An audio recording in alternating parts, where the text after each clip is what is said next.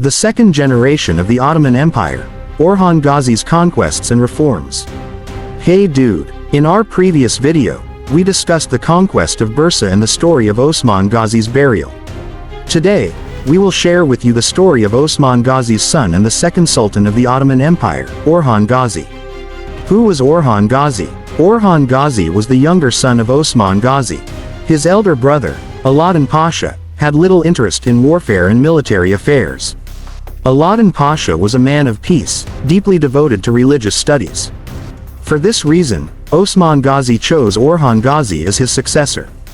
Orhan Ghazi, like his father, was a symbol of bravery, intelligence, and noble character. Yet, history records a golden moment when Orhan Ghazi appointed his elder brother, Alauddin Pasha, as the first Grand Vizier of the Ottoman Empire. Alauddin Pasha, the first reformer of the Ottoman Empire. Alauddin Pasha wrote the first constitution of the Ottoman Empire. He officially included the name, Osman Ghazi, in state documents. Until Osman Ghazi's time, the Ottomans had no standing army. Before battles, volunteers would gather and claim their share from the spoils of war. The world's first standing army, the Piyad Corps. Alauddin Pasha established the world's first salaried, professional army known as the Piyad Infantry. This marked the foundation of the Ottoman military might. The first special forces, the Janissaries Yenissary.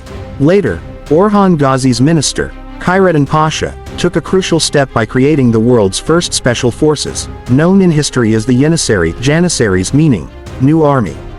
How were the Janissaries formed? Orhan Ghazi ordered the annual selection of thousands of boys aged 10 to 12 from prisoners and local populations. These boys received rigorous military training alongside deep spiritual and religious education. They grew up to become the most loyal soldiers of the empire. The Sultan maintained a personal bond with these soldiers, often knowing them by name. The spiritual foundation of the Janissaries. A renowned Sufi saint, Haji Bektash Veli, blessed the Janissary Corps before their first mission. This spiritual guidance, combined with Orhan Ghazi's leadership, made the Janissaries invincible for the next 3 centuries. They became a silent, deadly force that changed the course of battles. Orhan Ghazi's major conquests. 1326. Months after the conquest of Bursa, Orhan Ghazi captured Nicomedia, modern-day Izmit. 1330. He conquered Nicaea, modern-day Iznik, the second most important Byzantine city after Constantinople. 1333. He annexed the Karachi Turkish state after settling internal conflicts following the ruler's death. A period of peace and progress. From 1333 onwards, Orhan Ghazi focused on state building and reforms during a 20-year period of relative peace. Established mosques and madrasas, Islamic schools, in every city and village.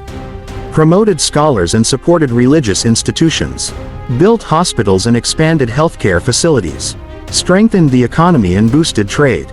The Byzantine throne and Orhan Ghazi's strategy. During a Byzantine civil war, John VI Cantacuzeno sought Orhan Ghazi's help. Orhan sent his forces, helping him secure the throne.